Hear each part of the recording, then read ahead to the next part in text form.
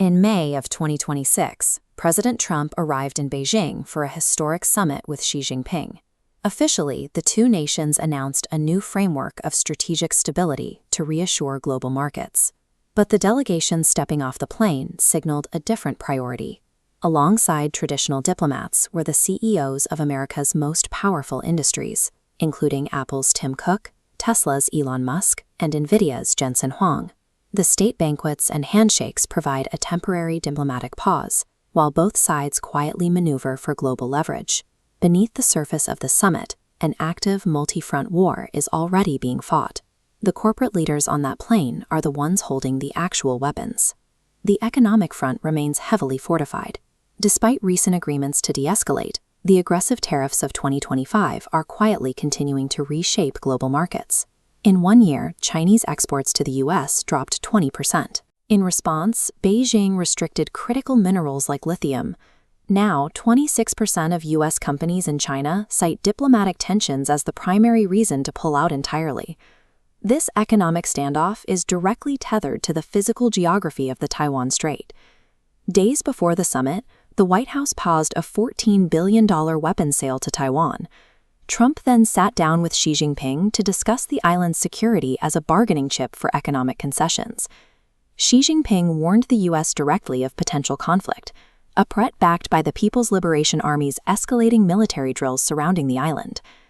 Roughly $5 trillion in global trade passes through the Taiwan Strait every year. Today, experts estimate the risk of a military conflict in these waters is 41% higher than it was just 1 year ago. Trade tariffs and military security are no longer isolated diplomatic issues.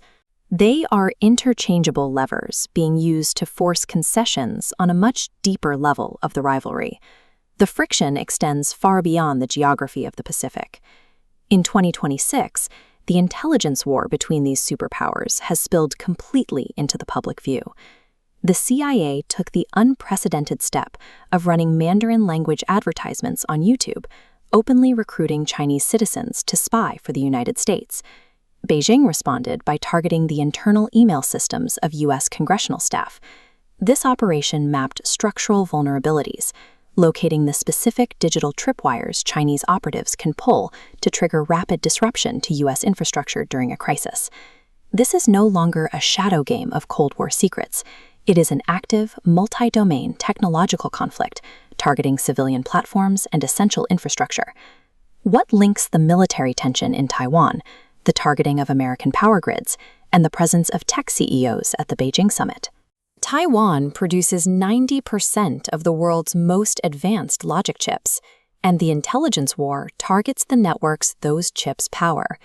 These components form the strategic foundation linking every other front of the rivalry.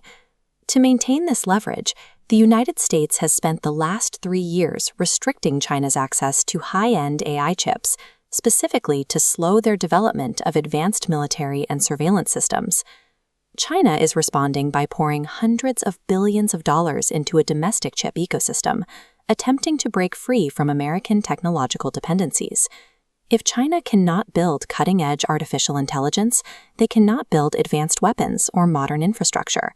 Control over the semiconductor supply chain has become the decisive factor in the entire conflict. This rivalry is not about political ideology. It is a race for technological supremacy. The nation that controls artificial intelligence and the hardware that runs it will hold the primary advantage in military automation and digital infrastructure. The Beijing summit merely paused the clock. The invisible war